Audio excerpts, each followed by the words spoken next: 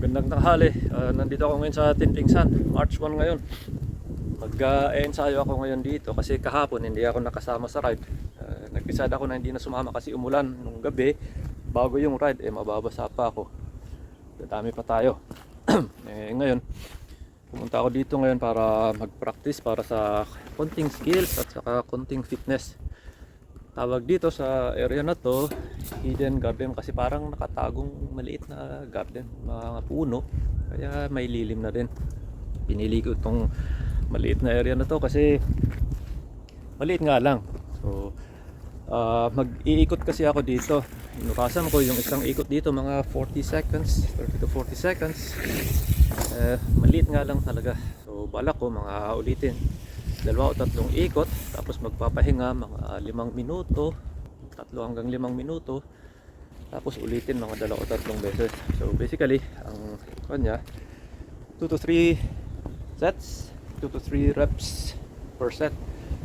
Rest interval 3 to 5 minutes. So, easy to moderate yon, pero depende na rin sa current fitness level. Parang maging moderate to hard siguro kasi medyo matagal na wala na talaga akong yung okay na ensayo, kaya eto kahit pa paano tayo ng konti ngayon para hindi naman masyadong bumaba yung fitness level at saka skills level, pati na rin yung mindset, yung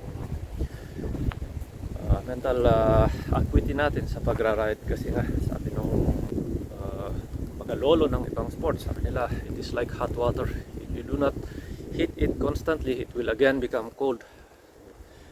Yun yung pansin ko, totoo ngayon. Kahit sabi ng ibang mga lumang mga research sa psychology, once na may natutunan ka daw, permanente daw yun.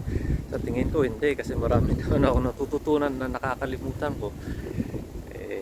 Normal naman akong tao, ganun din siguro yung karamihan ng mga tao. Pagka may natutunan, pagka di ginagawa, nakakalimutan.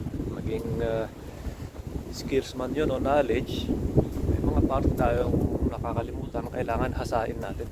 So yun, sana manood kayo. Iwan ko na lang tong camera sa mga segments. Putol kasi naiwan ko yung attachment ng camera para sa point of view sana.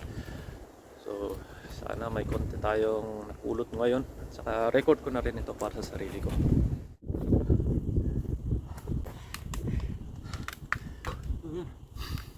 Tapos ko lang ng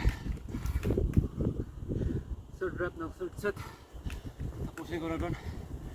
So bali, bago ko makalimutan, yung RPE ko o yung rating of perceived exertion, yung subjective feeling ko kung gaano kahirap sa lahat ng sets.